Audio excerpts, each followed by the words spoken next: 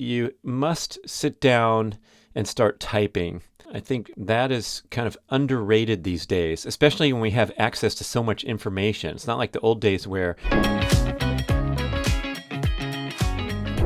I'm so pleased to introduce another show with my main man, Mark Sisson, especially on the occasion of yet another book launch of the exciting new title, Born to Walk. Oh my gosh, we can't wait to release this book to the world and promote the heck out of it. You'll hear us on podcast interviews and generating a lot of content, but this is a nice comprehensive overview of the content in the book as we try to stick to covering things chapter by chapter. And I think you're going to really get intrigued by the presentation. It's really a two-part book where part one is detailing the broken promises and the unintended consequences of the running broom and how running is quite likely unhealthy for the vast majority of participants. And then part two is embracing the Born to Walk lifestyle. So we're talking about the comprehensive benefits of aerobic conditioning and building a base the correct way, the genetics of walking and the human imperative to walk for optimal health. We talk about foot functionality and how to embark upon a full body functional fitness program where you have general everyday movement as a foundation, but you're also engaging in the primal approach of strength training, brief intense resistance exercise, occasional all-out sprints, and of course playtime. So here we go with Brad and Mark, authors of Born to Walk.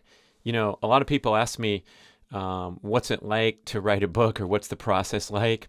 And how it happens is, since Mark and I have been writing so many books together since 2008, this is like our 9th book together. It's a wonderful team effort because I think we have similar life experience and we think alike, especially when it comes to talking about the role of endurance training and how to do it properly, as highlighted in this book. But what happens is we start talking about ideas naturally. So we're not on any schedule, even though we've cranked out a lot of books with almost without interruption. It happens when it happens. And it's been a few years break now since our last release of 2 Meals a Day and 2 Meals a Day cookbook. But then we started focusing on this topic of longevity and how extreme endurance training actually compromises longevity instead of promotes longevity. So we started to take some notes and run around some ideas what might make for a book. Everything happens kind of organically. We're not like starting with a marketing angle or a branding goal and then trying to fit a book in there. It just feels like we get the calling or the compulsion to write a book, and then we start getting organized. But I think the key for me is you must sit down and start typing.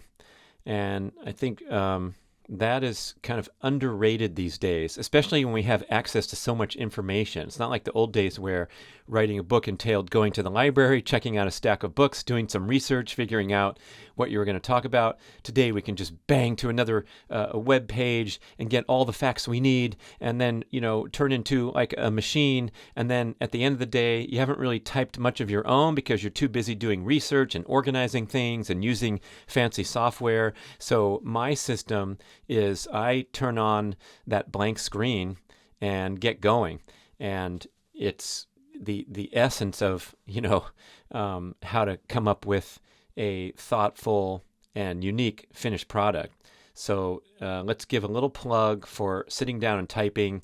And then also, in the case of Mark and I, when we're working on a book together, talking things out and remaining open-minded and reviewing drafts carefully and figuring out the continued course as the product and the project unfolds. But it's really about rolling up your sleeves and getting something on paper. So that's my most favorite answer when someone asks me how all this works.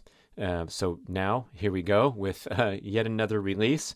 And over this interview, we are going to just run through the content and give you some compelling insights about each chapter. The first one is how the running boom started and the advent of elevated cushioned shoes that allowed ordinary people to run.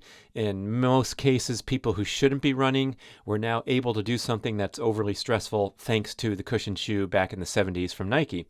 Then chapter 2 is the broken promise of weight loss and how burning calories with endurance training doesn't really help you lose excess body fat. So a lot of details there. Chapter 3 is the broken promise of cushioned shoes. As I mentioned, they enabled the running boom, but they also enable ill-adapted people to run with poor form and excessive impact trauma. So today, running shoes, these fancy-pantsy things with a whole bunch of fake research behind it, are the driving cause of the extreme rate of overuse injuries among regular runners. Chapter 4, we talk about the catastrophe of chronic cardio, and you've heard us mention this term for many years in the Primal Blueprint and on marksdailyapple.com. The chronic cardio is the overly stressful pattern of cardiovascular training sessions where you're going at a slightly to significantly too difficult pace to engender true healthy aerobic development. And then finally,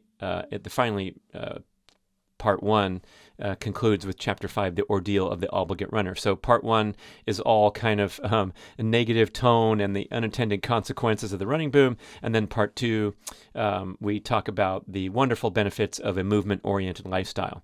The term obligate runner was coined way back in the 70s by behavior psychologists studying this sort of obsessive type A, overly driven mindset and people who push themselves too hard, particularly found in the running community. So we're going to talk about some psychology that could hit people pretty hard there. So then in chapter 6, as part 2, we talk about the benefits of building an aerobic base, which is the key to health and peak performance in all manner of athletic activity. So you need that aerobic conditioning base, and the way to build it is to exercise at a comfortable fat-burning pace, which most runners are not doing. Chapter 7, we talk about the human genetic imperative to walk and how this is a fundamental expectation for human health. As evidenced by research among modern-day hunter-gatherers, humans are meant to move frequently throughout the day at a comfortable pace. That's how we best operate and process energy and improve cognitive function. Everything is tied to movement.